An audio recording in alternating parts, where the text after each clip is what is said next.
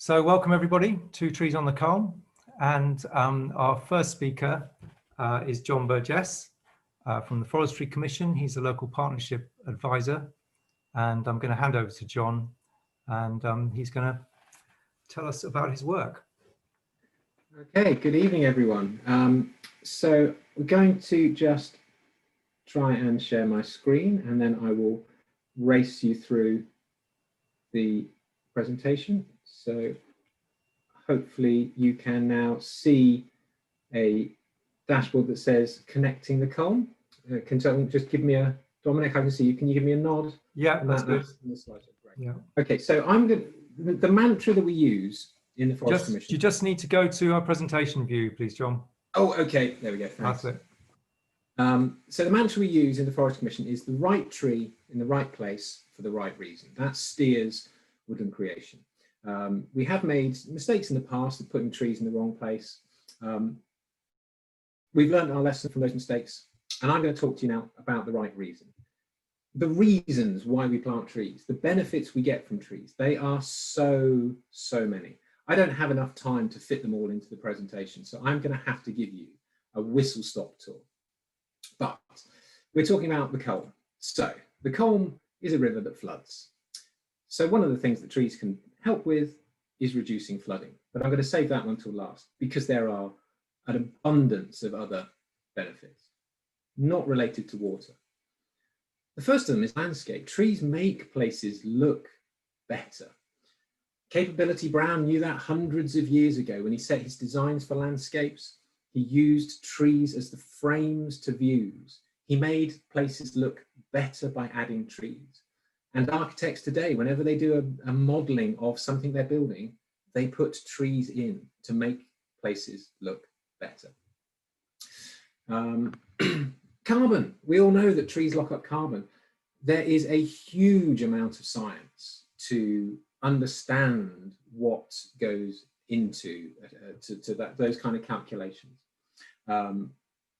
So someone's putting red arrows over my my screen now. I like the red arrows, but if someone could stop doing that, I'd be even more grateful. So trees grow. They grow very quickly. They lock up a lot of carbon, and over time, the amount of carbon they lock up reduces. We kind of overcome this by harvesting some of the timber and using it in sustainable production. That then leaves space for within the forest for trees to grow and to kick-start that curve of carbon being locked up. But there's a double benefit because it's not just the carbon in the trees themselves. Looking at this graph here on the right-hand side, you can see there's just a window frames and doors being made, the amount of carbon emitted in the production of those things. So solid wood over here, which you just creates a very small amount of emitted carbon in the creation of that, as opposed to looking at making the same product out of aluminium or steel, which needs to be dug out of the ground and smelted and then forged into that particular product. So using wood prevents emitting carbon for the construction of the houses that we live in, and also the sort of electricity poles here as well. So it's a double win. We lock up carbon and then we use that carbon to offset, to mitigate against other uses. But most of the carbon we know is in the soil. So trees are one part of it, and planting trees onto different types. So I say there's a lot of science behind it. Most of the soil, most of the carbon is in the soil, but it's kind of like magic beans. Someone gives you a magic bean to lock up carbon. You plant that bean into the soil and it starts to lock up carbon. You can take that carbon, build a door out of it, and that forest keeps growing. The soil keeps absorbing carbon because the soil just keeps sucking up that carbon and it drops further and further down. So yeah, if you want to lock up carbon, plant trees. It's also good for jobs.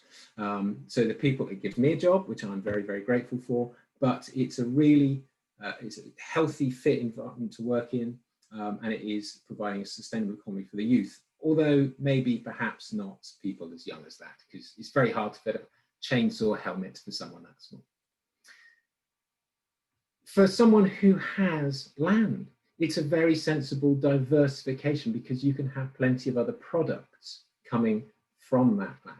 Now my mouth is watering, not at that picture of the venison, I'm looking more at the mushrooms, but food is one thing. But we in Forestry England, we sell foliage, we sell to flower arrangements and to horse jumps.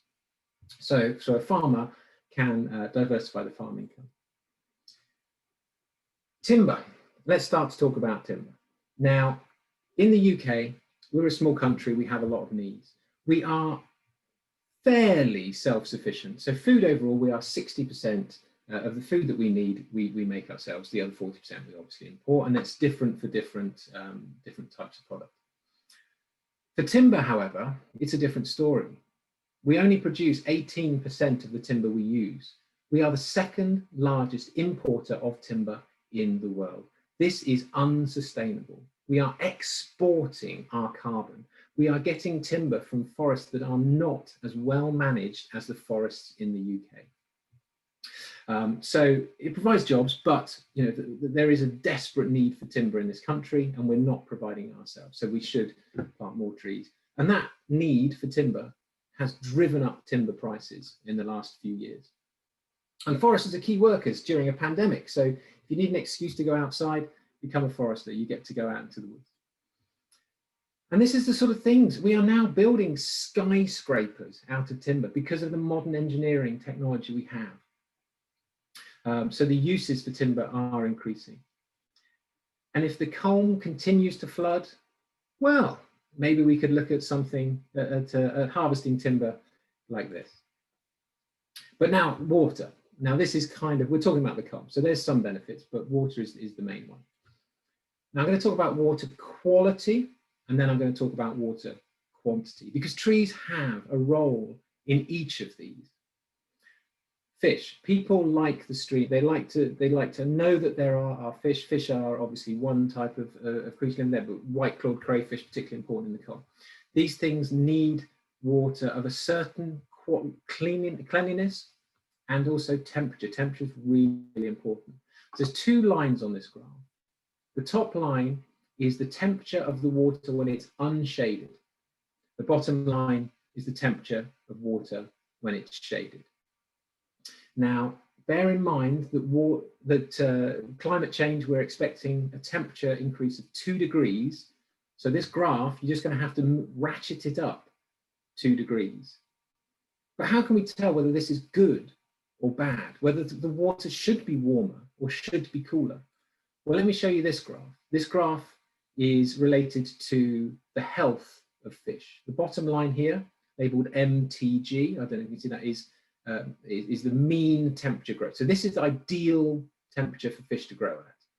The top line, the middle line is where fish start to be poorly. So if the water is held at this temperature for too long, the fish will die.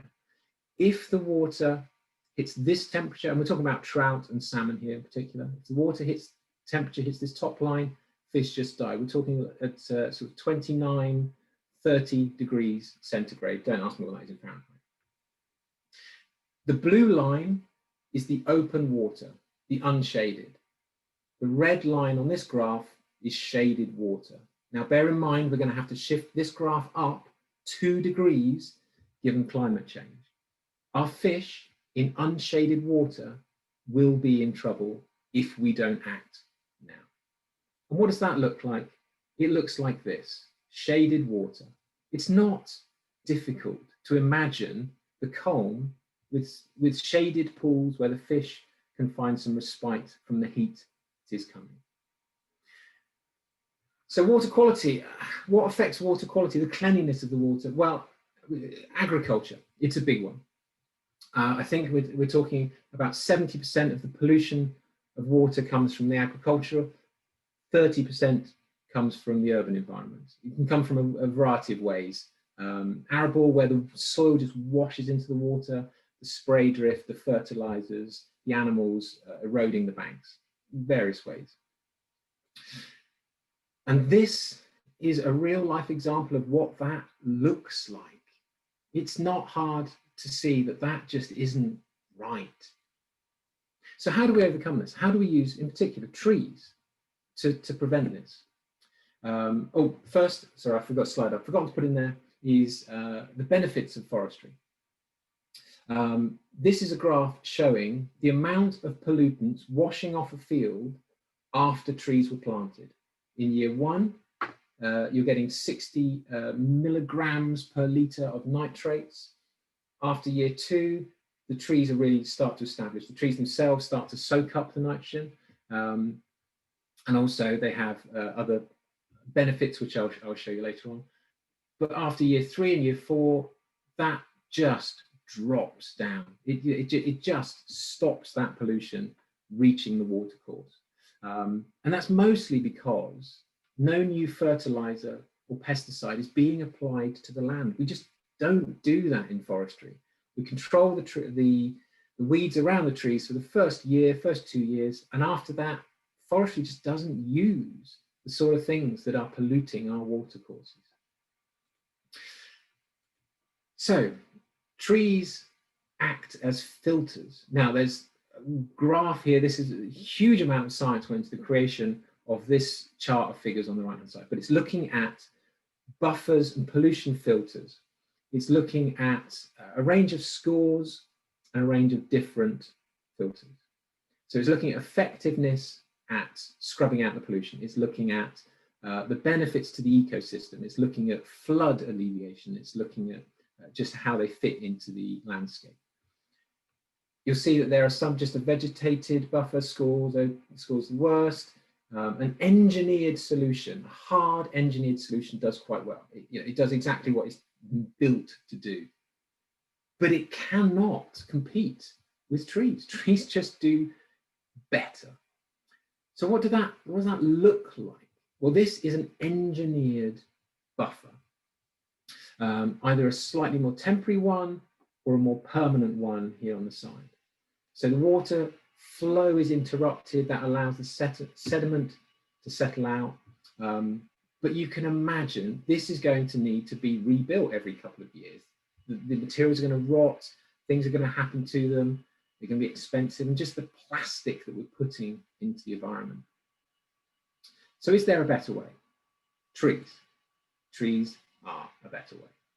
So we are not going to have an engineered silt trap. I'm going to suggest this is what we look at on the Culm. Wooded buffer strips. They will start with some planted trees just on the watercourse and turn, hopefully, eventually, you'll agree with me, into wooded riparian zones. Now, a strip of one tree along the side isn't really going to be quite enough. Now, once these trees reach 7 meters, they will mop up 90% of airborne pollutants, but they won't do brilliantly at mopping up the water. That needs to be slightly wider. 38-meter width will mop up every last drop of the pollutants, but that's a lot of land. So the target really, I would suggest, is a 20-meter wide wooded buffer strip, and that will shade the water and keep the water clean. So that's buffer strips, and they have the advantage of self-maintaining. You can harvest the timber from them, and while they are cleaning our water and mopping up the pollution, they are also providing a home for birds, bugs, and bees. Water quantity. Now I'm going to race through. I'm aware that time is flying on. Water comes from the sky, about 1,500 mil every year. A lot of that just gets caught by trees, where trees are planted. Conifers will do a better job because they're in leaf during the winter. So they just catch the water and return it through mist into the air. So the water never even reaches the ground, and trees transpire. So there's a pretty little picture of the water flows. And just some figures there showing the conifers with transpiration. That's where they suck up the water through the roots, and interception, the water never even reaches the ground. Conifers can take up to 800 millimeters per year. Arable, 400. Broadleaf woodland, because it's not in leaf during the winter, not quite as good, 600. Infiltration is interesting.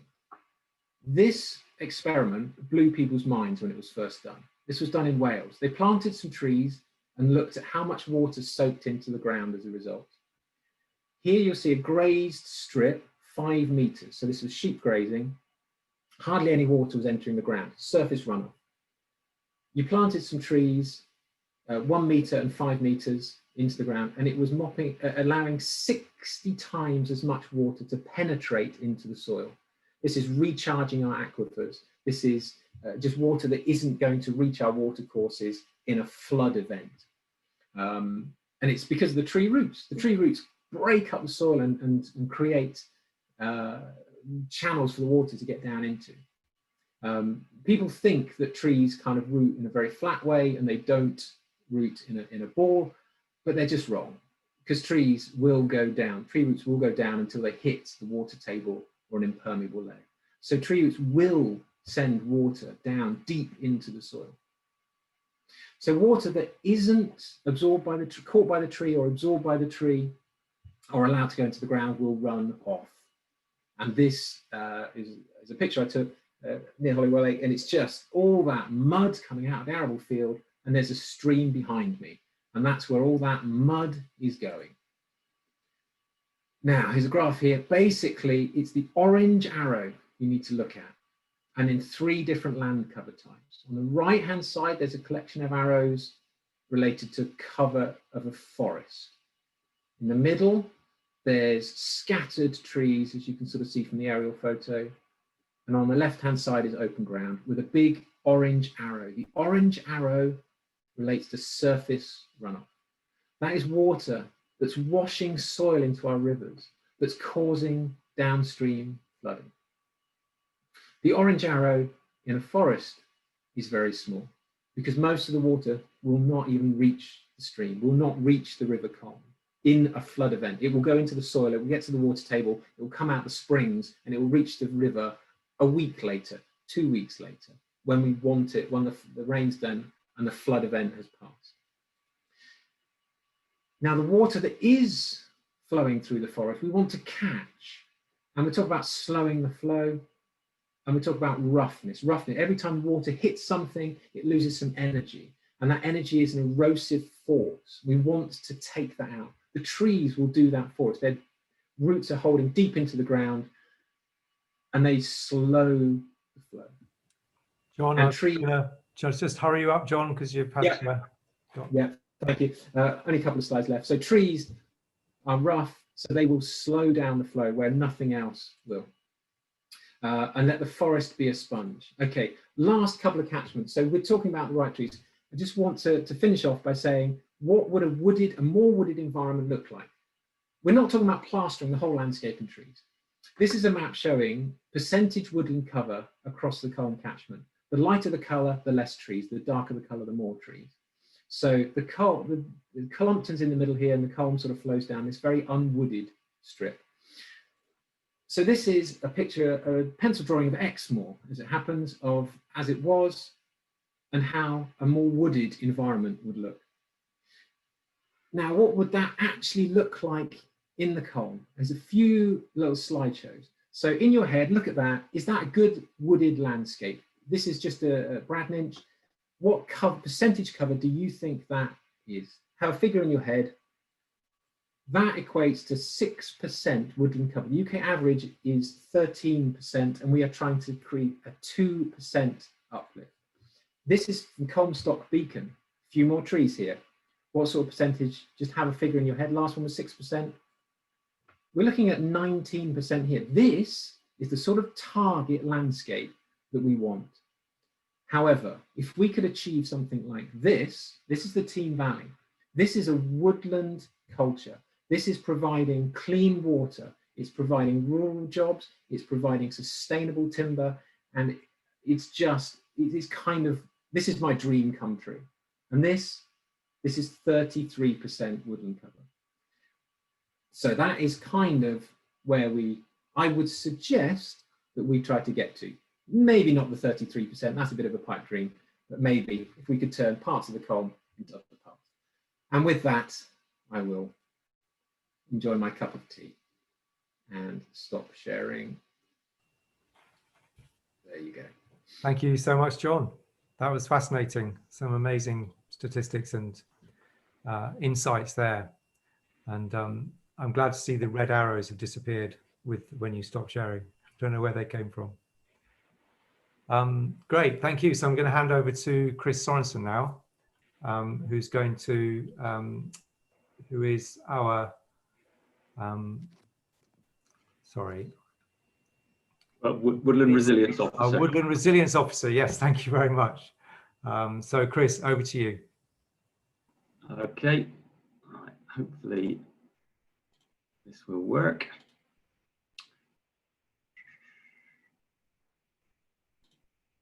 Are you getting the PowerPoint up, Dominic?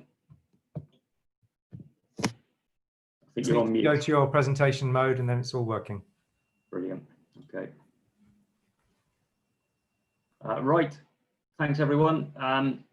Yeah, I'll have to do a very quick run through of the right tree in the right place. Apologies Chris, for that. You're still showing your notes, your next slide view. Okay. That's it. Is that better? Yep, got it. Brilliant. Yeah, very quick run through. Try and be as quick as I can because I know we're a bit tight for time. So, right tree in the right place. Why? Surely we can just modify a site, can't we, to suit the species I want to plant? That's what we used to do. That's somewhere in the uplands, don't ask me where, probably Scotland. These are massive. This is a picture from the 1970s, but this sort of thing does go on. These are massive Caterpillar D8s or whatever they are, towing a huge single moldboard forestry plough. It's peatland. There'll be carbon release from this. Things like Sitka spruce grow quite well on these ridges, can't deny that. They establish well, but they don't have good root structure. They tend to blow over, so you've got a lot of trouble with wind blow. Should we even be planting on a site like that? So no, it's not really a very good way of creating a new woodland. We need a much more holistic, natural-based approach. Trees, Devon is about as good as it gets for growing trees in the UK. This sort of west coast here, west coast of Wales, west coast of Scotland, it doesn't get any better. If a tree won't grow naturally on your site here, it probably really isn't suited, and you shouldn't be modifying your site to grow trees. So what are the main requirements? Well, top of the list is soils. Yeah, you have to get down and dirty, I'm afraid. You have to know your soils. It's a main building block of tree growth, along with rainfall, warmth and sunlight. Rainfall, warmth, sunlight, Devon, as I say, it's as good as it gets in the UK. We really are blessed in that respect. Although I have noticed sort of springs seem to be more droughty than they used to be. But you guys have a lot of advantages in that you know a lot about your soil already, especially the arable farmers will.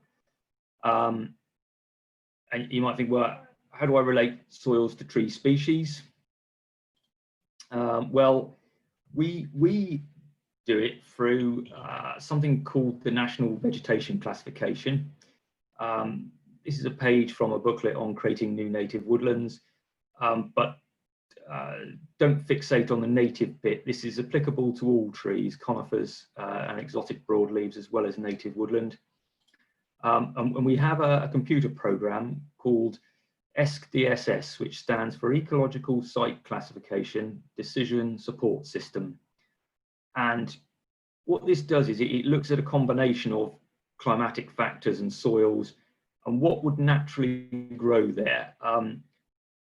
If we just left it alone, what would grow on this site? And this, for example, one is MVC Woodland W8, which is lowland mixed broadleaf woodland with dog's mercury. I suspect a lot of the culm would naturally be that if we'd never turned up. Brown calcareous earths, basic brown earths as soils, sedimentary limestones, calcareous shales, etc. as the geology, so on and so forth. And the major recommended trees that would grow there, minor trees and so on. We have a computer program SDSS that will give you recommendations for species based on this. It provides a user-friendly way of working out options for tree species and native woodland communities on individual sites. The user is required to input just 2 pieces of site information, grid reference, or you can navigate to your site, and soil types. Now, I can't really do justice to ESC, I'm afraid, in 10 minutes. If the interest is there, I'm sure we can organise a masterclass on it if people want to know more. But this is the basic computer screen you get. And if you notice up here, sorry, I've just realised I haven't got my reading glasses on. I thought that was difficult. You can input vegetation surveys and soil surveys. And what ESC will do is it will produce a report for your selected site that looks like this. And it's based on 6 parameters. So 4 of these are climatic. So these 6 parameters here along this top. AT stands for accumulated temperature. So that's basically how warm your site is. That's how many hours above 5 degrees centigrade your site is each year.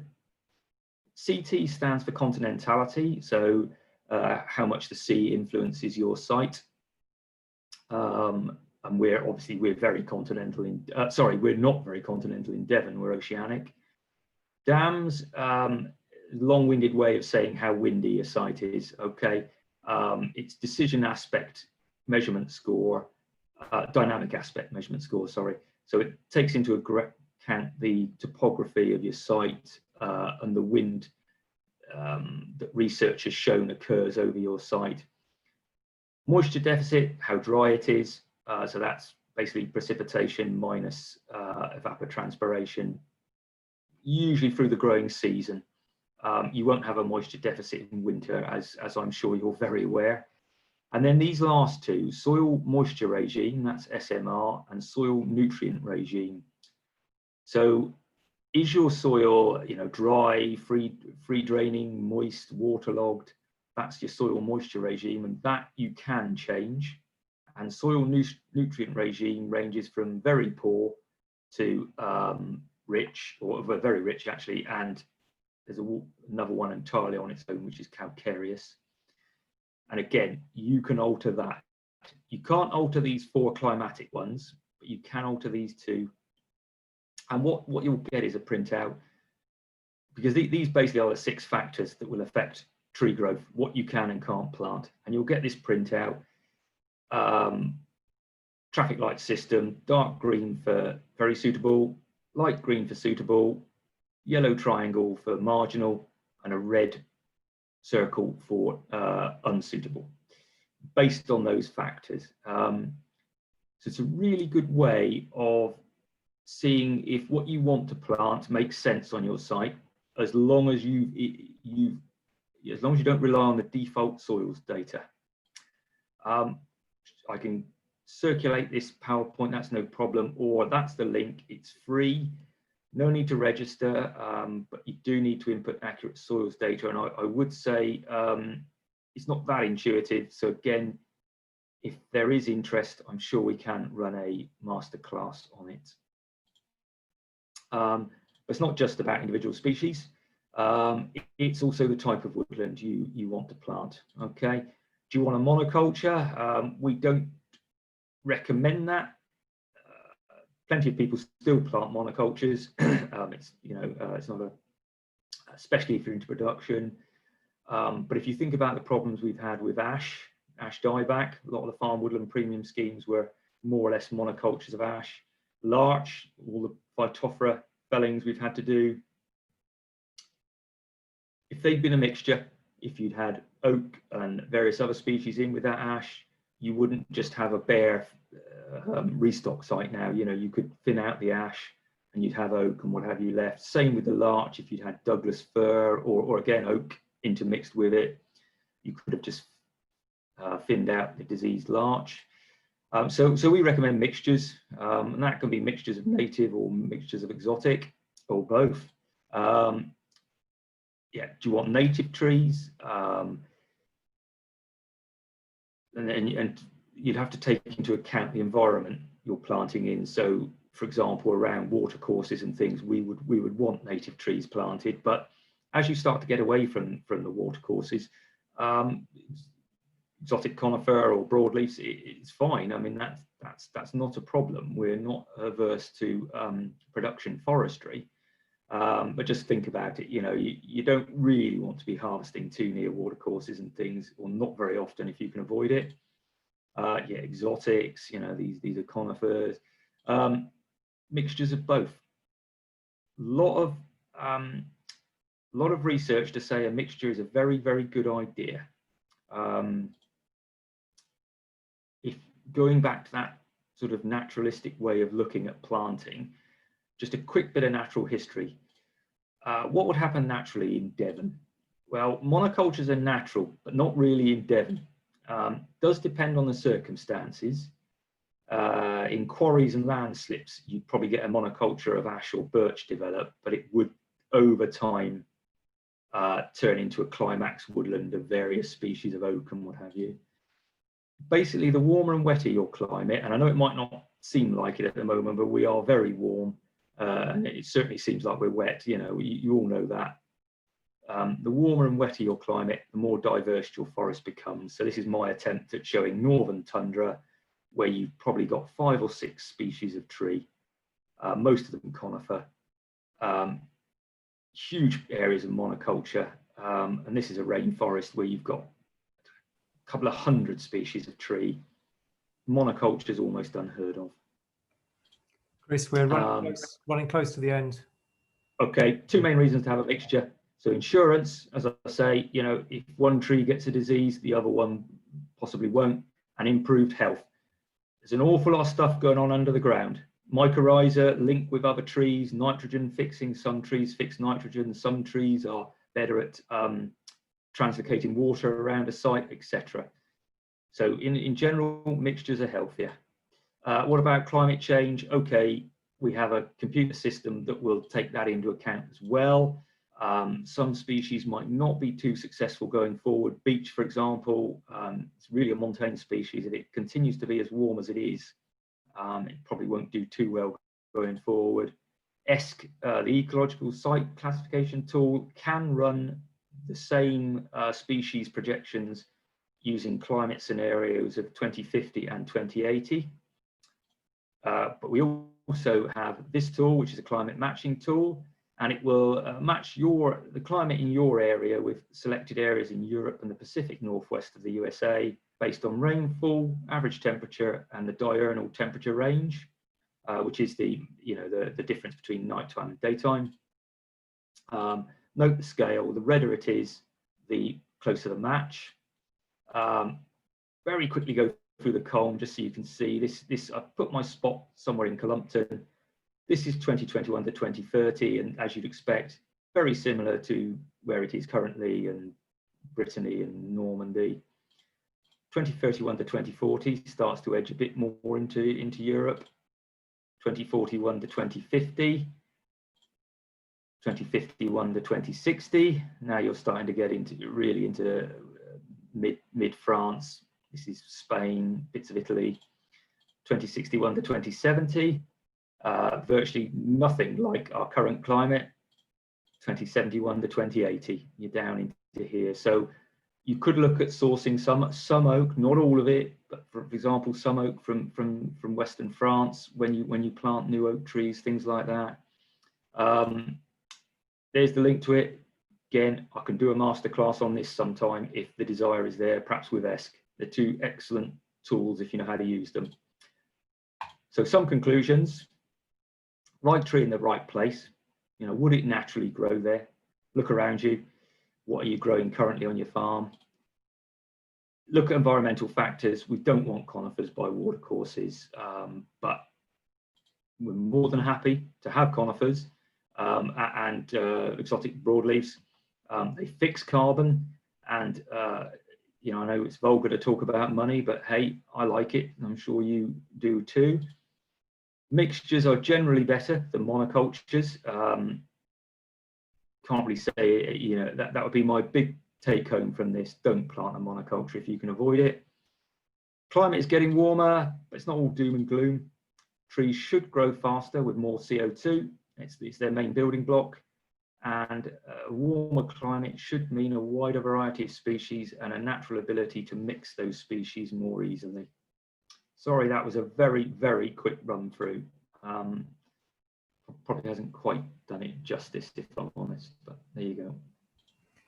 Well, thank you, Chris, for doing that very effectively. And I think the offer of a masterclass on those tools, those mapping tools and tree selection tools will be taken up warmly by many people on Connecting the Culm project. And I think we'll be very happy to set that up. Thank you for that offer. Okay. Rosie, you're in the breach. Is that okay? Yeah, that's fine. Sharing my screen now. Thank you. Saving Devon's treescapes. Off you go. Great. I'll assume you can see that unless Dominic suddenly tells me otherwise. Good, yeah. Great. So I am Rosie Cockgrave, and I'm leading a project called Saving Devon's Treescapes, which does cover Devon as a whole, but is very related to the Culm project, and hopefully you'll see lots of overlap and how we can work together. So it's a project that is being led by the Devon Wildlife Trust on behalf of the Devon Ash Dieback Resilience Forum. It's a National Lottery Heritage funded project. We're just in our development phase at the moment, which began in March 2020 and will run until May 2021 this year. And then we'll be applying for further funding, which will hopefully take our project into a 5-year project. It's full of lots of partners, as you can see on the screen there, all of the logos shown, including the Forestry Commission. And we've got numerous funders as well. So it's got a good base behind it. It did start in a challenging time in March 2020. So the project does cover the whole of Devon. We have 5 priority areas, which are South Devon, Torbay, Exeter and Cranbrook, Collie Valley and the Roche. They are due to take up 50% of our project resource, but we will be working across the whole of Devon. And then over the 5 years, the plan is to plant and nurture 250,000 trees outside of woodlands across Devon. So quite a big task. So the project, as you could hopefully tell by who it's been brought by, is due to ash dieback. So the reason we're saying trees outside of woodlands is because many of our ash trees across Devon are outside of woodlands. We do have some ash woodlands, but lots of them are in hedgerows, along rivers, along roads, and they're more individual. So we're looking at those more individual trees. So there are 1.9 estimated ash trees across Devon, with 90% of them due to be affected by ash dieback in the coming years. It's going to really affect our landscape, and it's going to really change the way it looks and the impact on biodiversity and all of the things that have been previously mentioned of why trees are so great, with many of these trees dying. So it's important that we get new trees in the ground and also understand the impact ash dieback is going to have generally. So there's many, many different elements to the project. So I'm just going to whiz through them. So sorry if I go quite fast. So we have set up a community tree nursery at Meath Quarry, one of our nature reserves, and this is so that we can collect seed locally and then grow it on to then plant locally. So all of the seed will be collected within Devon and grown, so they'll all be locally sourced trees. We've got lots of volunteers working out there, doing lots of collection and processing. Oh, sorry. I got my throat. We're hoping also to set up another nursery next year, hopefully, in Broadclist, which will be much closer as well. So this nursery is due to produce 5,000 trees annually, and the other one 10,000 annually. So that'll be a lot of hopefully locally sourced trees that we'll be able to plant out. So we have our free tree scheme. So we've adapted this slightly. We were due to be giving a lot of trees away at the Devon County show and a lot of the rural shows. Obviously, they've all been cancelled, so we've had to adapt our approach. But we really want to get as many trees out to as many individuals as possible. So our free tree scheme is really aimed at people planting between like 1 to 5 trees just in their back gardens where they have the space. So we've set up local community hubs, and we were able to do so in October, thankfully, before the second lockdown. So this is in Sidmouth and Cranbrook and Seaton, I think are the ones on the screen. And we've also got some more planned, hopefully that can go ahead in the coming months. If not, we'll be trying to find a third way of trying to distribute them to local people.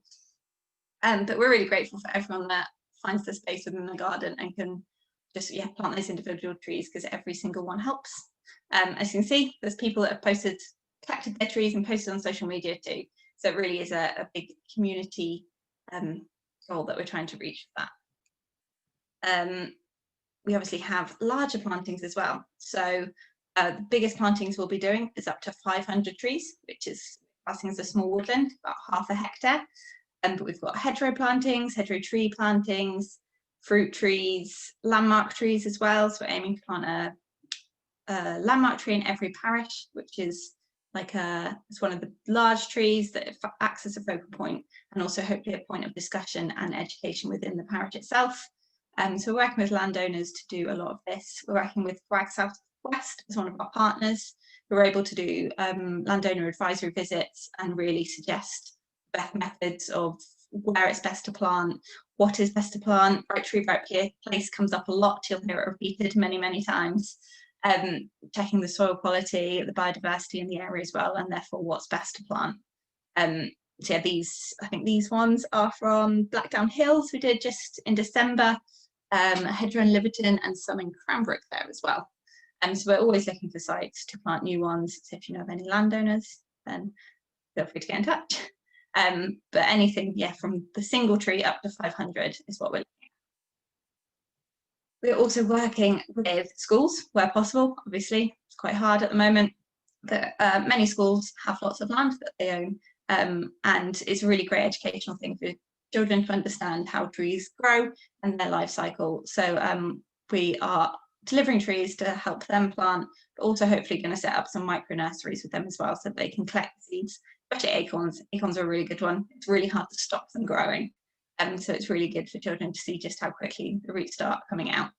I could have put loads of screen grabs or just lots of Zoom calls like this one on the community events, but thankfully we were able to do a treescapes week as well. So we are, as much as humanly possible at the moment, out and about trying to connect with many communities as possible. So I'm very grateful to be here. We really want, it's going to be like a real Devon team effort to find all the sites and get everything done across Devon over the next few years to combat ash dieback. So it's really exciting to see how much community involvement we've had already. We also have a citizen science element, so we're working with BVRC. We have a Devon Treescapes app, so it's a web-based app, so you don't need to download anything, it's just a web page, and you can basically log notable trees around you. And then we've obviously got a particular focus on ash trees within that, with the aim of hopefully trying to find some resilient ash trees across Devon. So especially around the River Colm, we don't have masses of data around that. So if you're out and about, you can just log it whilst you're walking, and it gives us a much better picture of Devon's treescapes as a whole and how they are going to change over time. We're also looking at some key species that rely on ash trees currently, so that we can understand how they're going to be affected and how we can help them. So we have the brown hair streak butterfly. So we're looking at those eggs over winter at the moment. We did a training session, which you can find on YouTube. There's a little picture of a tiny little egg on a hawthorn there, not hawthorn, blackthorn.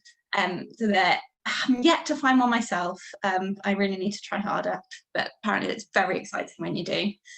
We also delivered some lichen training last night, so we're asking people to go out and find about 10 specific lichens, which will give us really good information on the quality of the treescapes. And also we have put up some bat detectors so that we can hopefully monitor them as well and see how they are changing. Final partner that I'll mention is Beaufort Arts. So we're also doing storytelling events, trying to engage people in ash dieback and treescapes generally, but through a completely different angle. So back in October, we were able to do some of these through Woodlands, which was really mesmerising and impactful, but we're also now doing some online as well through a storyteller. It's called The World Tree. We've got one coming up at the end of the month. And we also have a photographer called Robert Dart, who we've commissioned to create basically a photographic archive of the treescapes as they stand now, how they're changing, how that's going to affect everything. He's photographing ash trees with various levels of ash dieback. He's photographing them being taken down, what's growing in their replacement, and also the project as a whole, so we can see that change and understand what the landscape looks like with ash trees and what it will look like in a few times when they sadly won't be there anymore. So the main probably big message I haven't mentioned is that we are advocating for the 3-2-1 principle. So for every large ash tree that is affected, we want 3 planted in its place, 2 for a medium and 1 for a small.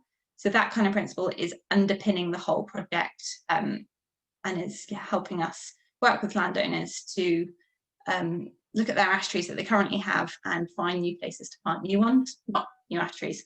We are planting UK broadleaf species, but not ash trees, as there currently, sadly, is no cure for ash dieback. So yeah, I went through that. There's lots of ways for you to get involved, from volunteering at nurseries, planting trees if you've got any space, speaking with landowners to encourage them to do some planting as well. All of this, and obviously all great for environment, as many of the Forestry Commission guys have been explaining. So hopefully we can help provide that positive impact and availability to trees, and hopefully through citizen science as well, we can really start to see what impact across Devon specifically, and we can get some really localized data on that, which is really exciting. Everything's on the website, because I realised I just spoke very, very fast at you, but hopefully that all made sense. Thank you, Rosie. That did make a lot of sense, and well done. And I think we got it all. Yeah. And the links that were mentioned in your presentation and also in Chris's, I think it would be great if either of you as presenters could put them in the chat, and then people can just click on them and save them to their browser or whatever it may be. Yeah, I'll do that now. Yeah, that would be great. Got it. You got it? Yeah. Fantastic. Right. Okay. Hello, everybody. Well, I'm the Woodland Officer for Mid Devon, East Devon, and Exmoor. If you just go to presentation mode there, and then we can just see the right. bottom row little screen thing, or the top bar as well. You can do it. Bottom row. Just No, next I'm to not the seeing volume it. button. Yeah. Next to the volume button. That little square on legs. No.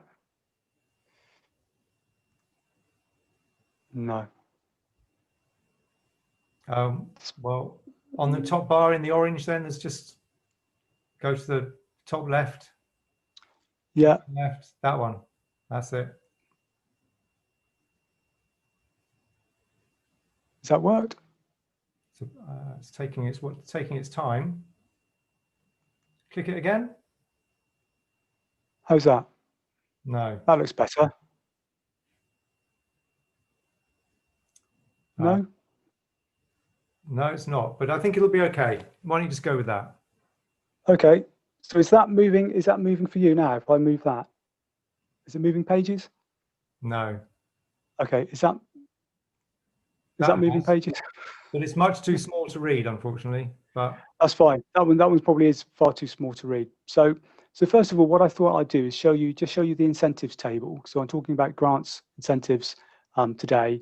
So just to show you that this table is available on, I've got a link to it on the next one slide. So this will show you all these grants and incentives available from the Forestry Commission. So that's what it looks like. There's 2 pages of it, and the link is at the bottom there.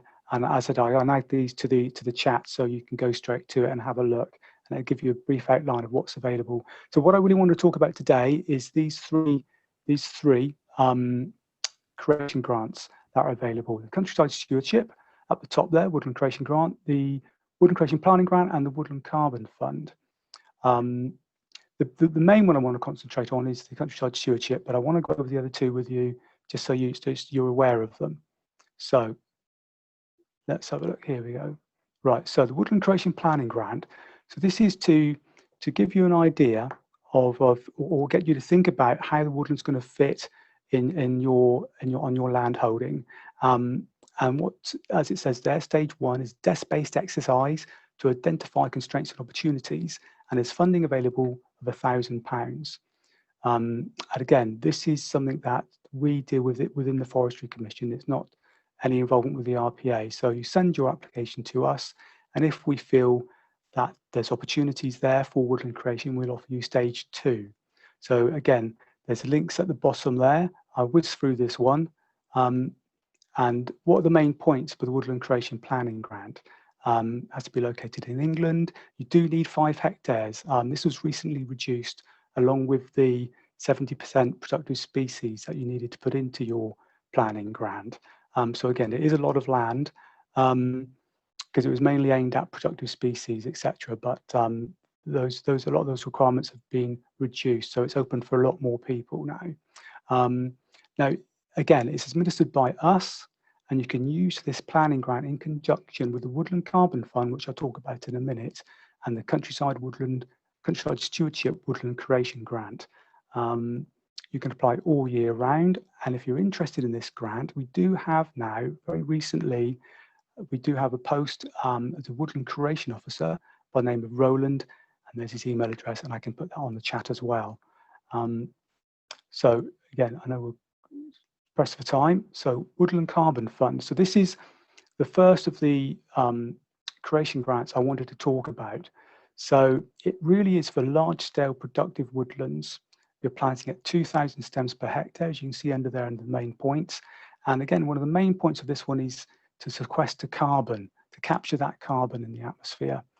10 hectares, I believe when this was first put out, it was a 30 hectare minimum that you needed. But here we're looking at 10 hectares to be planted. And again, we're looking at productive species of 70%. Although you'll see right at the bottom there, depending on your land, we can be a little bit more flexible with that productive species at 70%. Now there's some detail there about how much per hectare you can expect to get. And there's also, and again, a lot of the costs, so whether you're looking at individual trees or tree tubes or fencing, the costs are based on 80% of the standard costs. There is a grant available for 100% of the standard costs, but you have to be in a priority place. And I can tell you that there is a priority place based around Tiverton, and it does extend right down towards the Culm as far as Harberton and Butterley. So some people may be dialed in today, maybe within that area. Talks about yield classes, going back to productive species, there are minimal yield classes, and Chris mentioned ESC earlier on. You can find predicted yield classes on the ESC that you run for your site. Again, this is solely administered by the Forestry Commission. There's no RPA involvement. So this is the one I really wanted to speak to you about. This is the Countryside Stewardship Woodland Creation Grant. Now, this is to help fund planting for biodiversity and for reduce flood risks and improvements to water quality, as it says there at the top. You do need 3 hectares or more, a minimum block size of 0.5, and there's a minimum stems per hectare. That's what it stands for, 1,100 stems per hectare. It sounds like a lot, but it's only 1 every 3 meters. And again, if you're planting for biodiversity, you need to be looking at predominantly native species. Now, if you do qualify to plant for water measures, part of water measures to improve water quality or flood prevention, 0.2 there, so you can go down to 1 hectare and a minimum block size of 0.1. So if you've got little margins, field corners, and they add up to 1 hectare, this is a grant that you can apply for. You do need to plant slightly more at 1,600 stems per hectare, but again, that's only 1 every 2.5 meters, and the minimum width of 10 meters there. So there, 0.3, this is another thing, this is just hot off the press, quite new this one. There will be funding available soon for air quality as well. So this is to mitigate things like ammonia emissions. Again, 0.5 there, 6,800 pounds per hectare it's capped at. That's based on 80% costs. And one of the nice things about this grant is once you've successfully planted and you've claimed all your capital works, all the planting work, you can actually get a maintenance payment of £200 per hectare per year for 10 years. Now, to see if you, I mean, most of the Culm, I had a look, most of the Culm Valley is within an area that would benefit from planting for water quality and or flood prevention. And if you wanted to check, there's a link there to our land information search tool. And I'll show you what that looks like when you click on that. you'll get an image like this. Now I've zoomed in Stoke Cannon. You can't really see it, it's very small for me as well, but Stoke Cannon is right in the middle of the screen there. And once you put on your layer for water quality, this is what it looks like. So if you're under one of those shaded pink or green areas, you're in an area that could benefit for planting trees for water quality. Now, some of the things, just moving on briefly, some of the things you can claim for under Countryside Stewardship Woodland Creation Grant are these. Now, as you'll see, it's all broken down individually. So per tree, £1.28, down to gates, etc. Depending on what gate you want, there's £390 for a wooden field gate. And you can even get leaky woody dams as well on this one. So that's mainly the three creation grants that I wanted to speak about. I know I went through them very quickly there, but if you need any further details, please contact me. And perhaps, I'm not quite sure, but maybe this presentation will be saved somewhere for you to view. I did want to talk about a few other things while we're on. Briefly, there's the Woodland Carbon Code and the Woodland Carbon Guarantee. So once you've planted your woodland, you can sign up to the Woodland Carbon Code, where you can sell carbon rights. Now, this is something as managed by Scottish Forestry on our behalf. So there's a tax-free income to be got from planting woodlands, and this is the route to go down. So again, there's a link there. I'll add it to the chat so you can view full details of that. But I think it's something to be aware of, as is the Woodland Carbon Guarantee, which is the government's initiative. And basically what they do is they set a minimum price that you will receive from your carbon. So if you can't sell it to private companies, you can sell it to the government at a guaranteed minimum price. And I think, as I said, looking at that, yep, 2055.56, that would be guaranteed too. So that's, again, something else to think about when you're looking at planting your woodlands. I just want to quickly talk about constraints, things you should be thinking about before you even plant your woodland, and people you need to be consulting with as part of the process. Now, all these things you should be really doing before you submit any type of application to us. As I put, there's a long list. I don't know if you can read that, but up the top of there is the county archaeologist, the ONB, the local parish council. Engage with your neighbours is very important to get some feedback, whether it's positive or negative. Again, you'll be interested, specifically to be contacting people like Historic England if you've got scheduled monuments. That's what the SAM stands for, Scheduled Ancient Monument. Or if you're planting on or near a SSSI or an SAC, for instance, very important. And their consideration, what kind of browsing mammals have you got on site? You need to think about deer, rabbit, vole, and particularly squirrels. And I've put point 14, protection from livestock, so I didn't want to leave it at 13. Now, again, you can go on to our browser that we saw before, looking at water quality. And here again, I've centered on Stoke Cannon, and I've simply put in SSSI. You can see there's some SSSIs in the area, and also I've done the same thing. You can use the map browser to look at scheduled monuments, and again, you can see there are some in and around the Culm Valley. So again, that's something you want to be looking at and considering before you put in your application. I have put a little bit of information there, woods for water. It may be that you might be lucky enough to fall into this particular catchment. There's three schemes, woods for water. One's in North Devon, one in Cornwall, and there's one primarily here in East Devon. But it does stretch up into the Blackdown Hills. So if anyone's got land within that area, you can, sorry, going back to that, woods for water, what do? They offer assistance in the form of planning, completing application forms, and even a financial contribution towards certain things as well. And the very last slide, again, I can add this link to the chat. If you're thinking of getting a forestry agent or you're looking for a contractor, forestry contractor, you can look for them under the Southwest Woodland directory. So I know that was very quick, it's a very quick introduction, but I know we're pressed for time, and hopefully if you can get hold of me if you want to get any further information on that. So I'll stop sharing, and hopefully that's some information to take away with you. Brilliant. Brilliant stuff. Thank you, Carl. Absolutely. Well done for My pleasure. getting over the technical issues there. And we are doing well on time, actually. We're not too far behind where we expected to be. Question from Reg about access to the slides.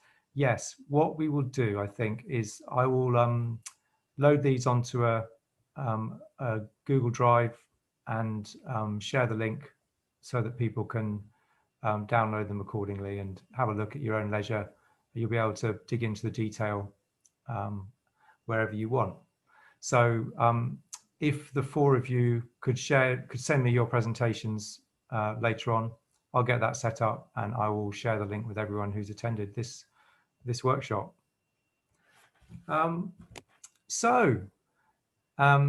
Any questions for our panel?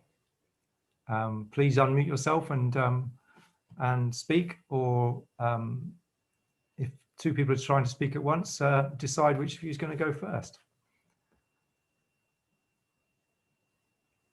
I'll start the ball rolling. I have a question for all of you, really, which is about ash dieback, and what are we really looking at? I can't remember what exact figure Rosie mentioned, but the impact of this on the landscape and on our wildlife, it really sounds bad, doesn't it? Yeah, shall I answer, John and Carl? I mean, research varies as to how many ash will succumb. Anywhere between, if you read the research from abroad, where it started much sooner in places like Denmark than it has done in the UK. We're more or less the last European country to get it, basically, and they seem to say anything from sort of 60% up to 95% will die. Obviously, it will have a huge impact on the landscape, particularly because if you think about it, if your ash trees are on hedgerows along roadsides and things, it's highly unlikely you'll want to keep on applying for road closures and things. You will fell all the ash trees just because of simple economics. It's and danger to the public, etc. So you'll be felling even ash trees that are possibly resistant. What we recommend is in woodlands, if you can just keep on thinning the diseased ash out, because there will be some resistant ash, and I suspect it will be like a cycle. At the moment we're at peak ash. It is a pioneer species, and it filled in, especially after the '87 storm. A lot of those sites it filled in, especially in the South Downs and places like that, but probably also in Devon as well. And hedgerows, when elm went, it kind of took elm's place. So we've got an awful lot of ash around. It will crash as it all dies off, but it won't completely disappear. There will be resistant strains, and I guess over over a couple of hundred years, it'll build back up again. So it'll do that kind of cycle of population dynamics. But unfortunately, yeah, especially on the hedgerows around anywhere that's got a safety concern, yeah, it will have which is the places you will see it, of course, as you're driving around. It will have an effect. Okay, yeah, thank you. Anything to add on that front, or has anybody got a question from the? Hello. Hi. Oh, Andrew Doble. Hello, Andrew. Hello, I'm a farmer in Hemyock. I asked 2 questions really. I've got 1.5 miles of river frontage on floodplain land above Hemyock, going up through the Madford Valley. Would this be suitable to plant trees beside the river and the 20-metre buffer? And the second question is, if we planted all these trees, would I be liable if houses were flooded downstream or upstream because you're backing the water up? So that's the 2 questions. There you go, Yeah. John. I'll take that one. So first of all, yeah, I mean, as Carl was alluding to, there could be some sites that won't be suitable. So for example, if you've got some rare orchids or some other really valuable habitat. So with any scheme, we would do a desktop survey, and then someone would come out and just have a look, assess the quality of the land. But generally, I'd sort of say, yes, do put it forward if you think that could be something you'd be interested. We might have to say no, but hopefully we'll be able to say yes. But we'll certainly look at anything, particularly that size. So 1.5 miles, 20 meters wide, that's going to be well over the thresholds that would allow you to achieve the grants. The second question is a slightly more interesting one. All of the scientific research we have suggests that trees will help reduce downstream flooding.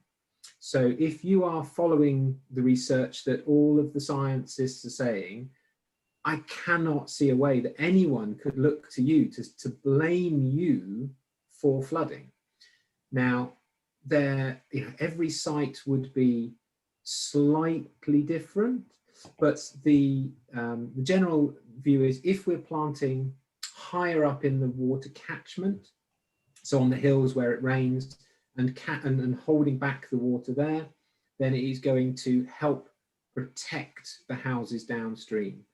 So that's it's just a great moral thing to be doing for that land, but also for all the other reasons I went through in my presentation. It's like you can actually benefit on your land, and there were plenty of other reasons I couldn't even fit into the presentation, that how it helps improve your land for animals and the like as well. So I would generally sort of say, yeah, yes to both questions.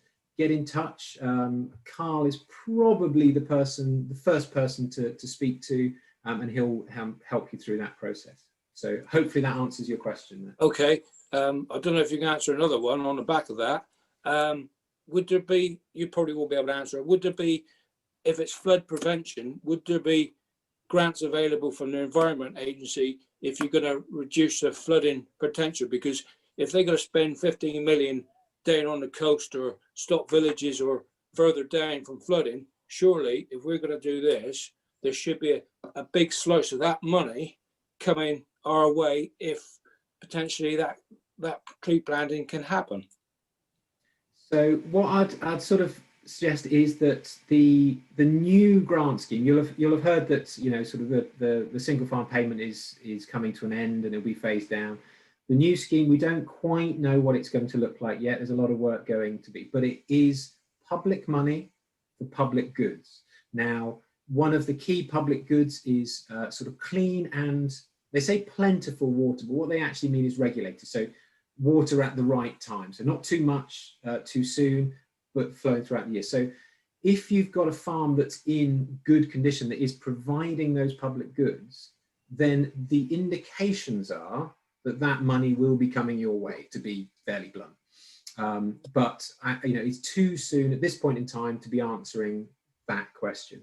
But yeah, so there is also sort of the question of how much impact any single farm would have. But it's basically sort of 1% of the catchment will reduce 1% of the flooding.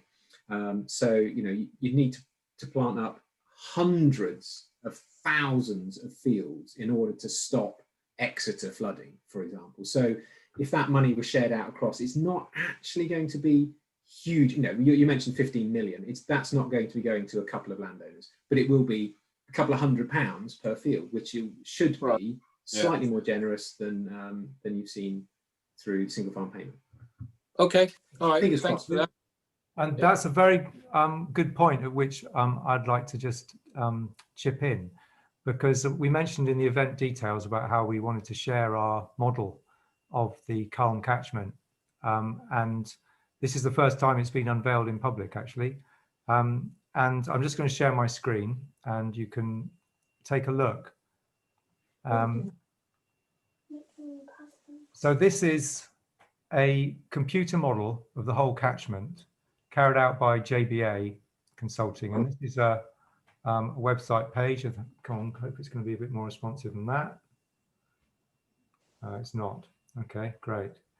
So, oh, it's decided to move. Right, hold on.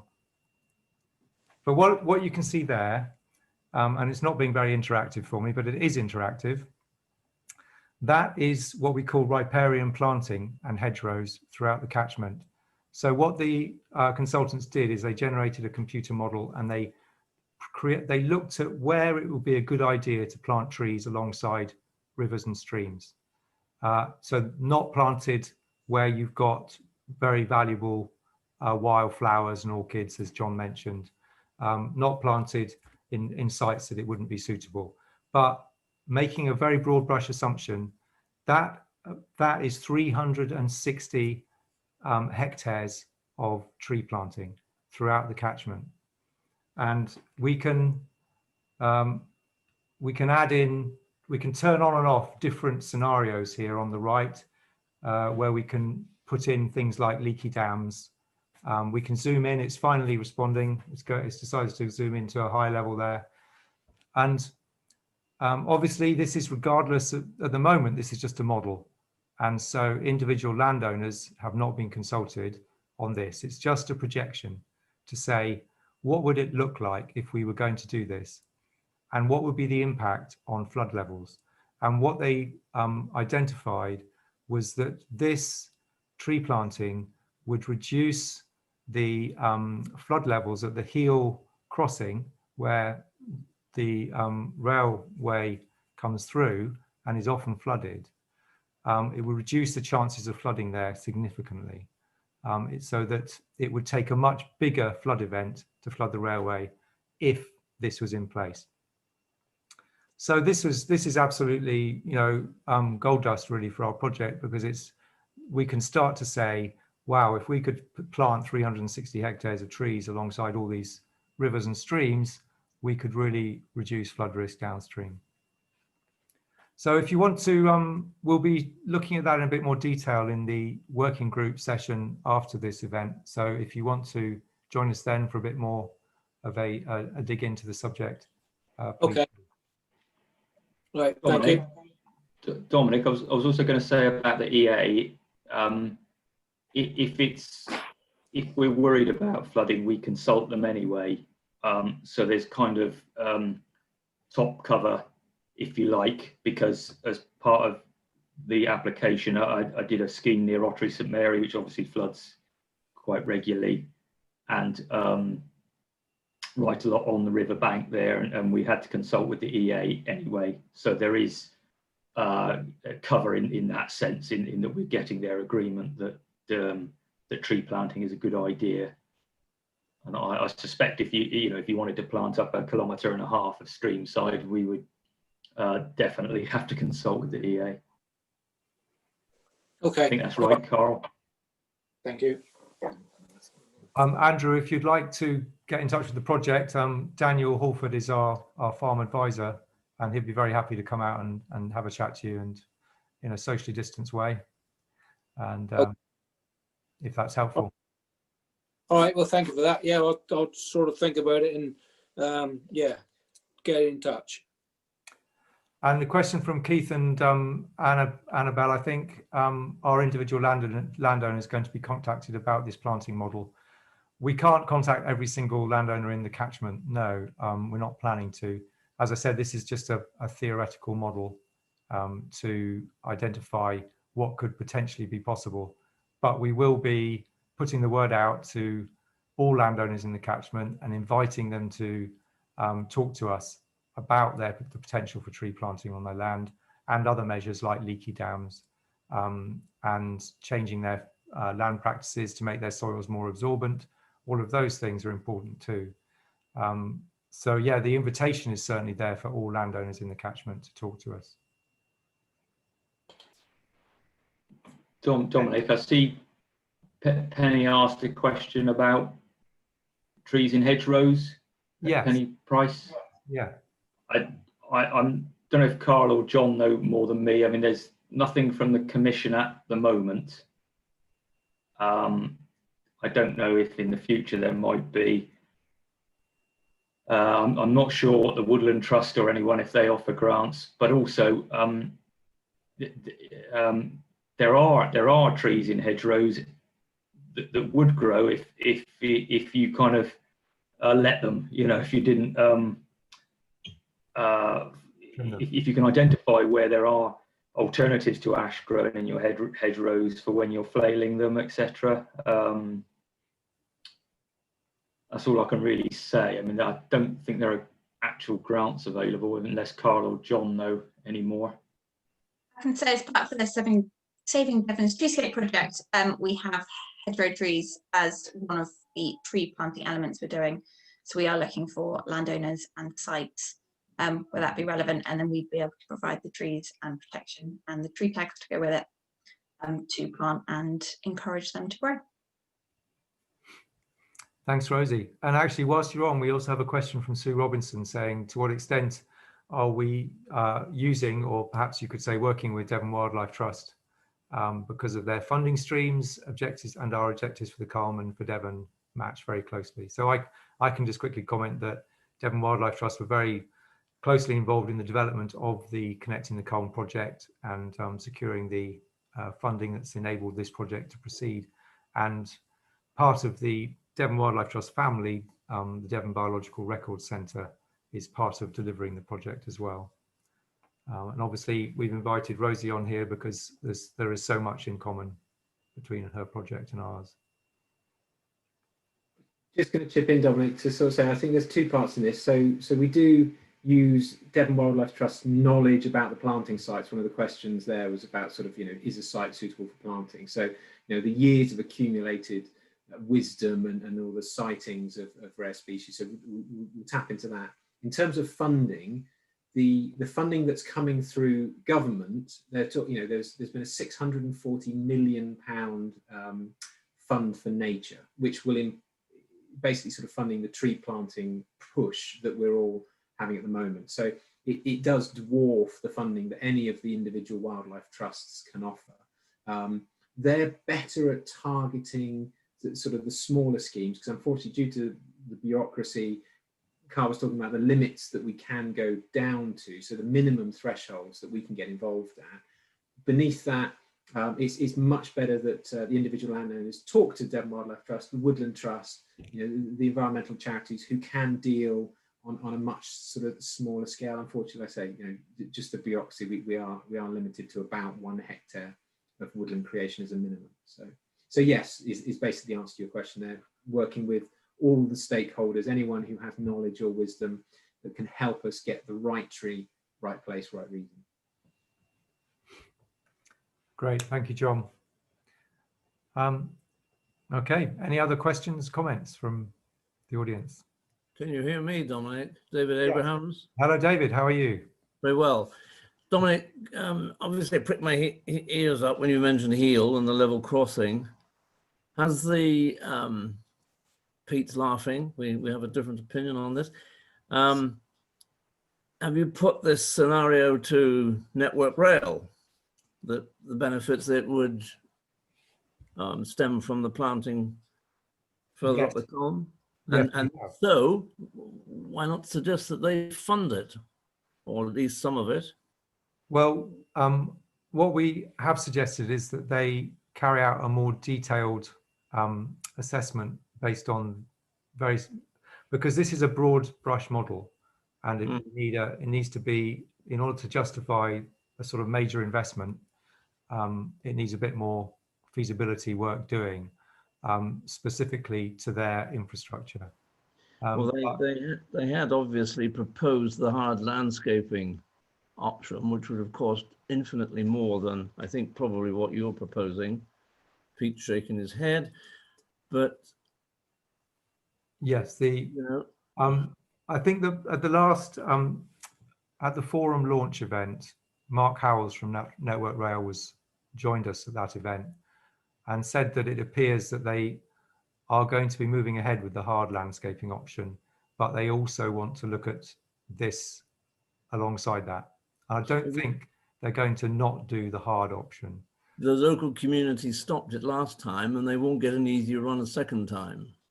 He did recognise, I think you might not have been on that call, but he did absolutely hold his hands up to what that they hadn't handled it well the first time round, that they need to do much better next time. Well, yes, but I mean, if the outcome is going to be ultimately the same, that's rather object defeating. You know, we're looking for nature solutions to these problems, not hard landscaping, not hard engineering. We are indeed. And, you know, part of the purpose of this project is to bring together the local community and people like Network Rail to find common ground and solutions that can work. So that's work in progress. Yep, battle commence. Yeah. Thank you.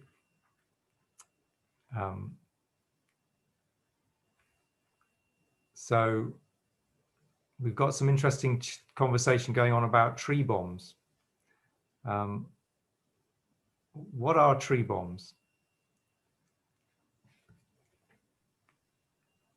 If Sue doesn't want to come in, I think what they are is bundles of seed in some sort of medium, like a mud ball that you can just give to a kid to just throw at each other, hence scattering the seed. So you get the right seed that you want. So the question is about alder for the watercourses, and yeah, that's, you know, it's a brilliant tree for a floodplain because they will grow through. They won't get swamped. Oh, Sue, you're... Hi, yes, I did unmute myself. Thank you for that. Yeah, they're so cheap. They're 10p each. You're right. They come in a sort of little palm-sized blob, which has got several seeds in, but lots of nutrient to last them a year. And it's not just kids. It's easy, isn't it? You put them in your pocket, not the one that the dog treats are in, and you just go out for a walk and throw them where they might stand a chance of surviving for a year and then growing. So that's a nice cheap way, and I just didn't know how appropriate they are, but it's great fun for a family to do. I would say get the landowner's permission. There is a certain amount of guerrilla gardening that we won't talk about in this chat, but Thank the you. official line is yes, get the landowner's permission. But then it is a good way because the seeds that germinate will be in the right spaces, so they will be healthier because trees growing from seeds in the right spots will pick their own little microclimate that will be perfect for them. If you plant a tree, you might get 6 inches the wrong way. So yeah, it's a good thought. It's a nice way to do it. Very interactive. So yeah, gets my thumbs up. Great. Well, thank you, everybody, for your input.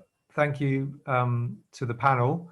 And as there's been a lot of stuff in the chat, and I will share that chat with everyone who attended. I will also get the presentations on our Google Drive, and you can have a look at them at leisure, as I said. But if you could just give perhaps a round of applause in the traditional way to our panel, that would be very welcome. Most people are muted, so that didn't have quite the effect it should have done. But we got the spirit of it. So as I say, this meeting is going to stay open. We're going to move into a working group of the Connecting the Culm project called Nature-Based Solutions Working Group, if you hadn't picked up on that. And I know John is going to be sticking around for that group, John Burgess, and anybody who's interested in discussing any of this in a bit more detail, please do hang around, or otherwise go and relax and have your tea or whatever it may be you're going to be doing. We're going to actually get a break ourselves for 15 minutes. So we'll be back at 6:15.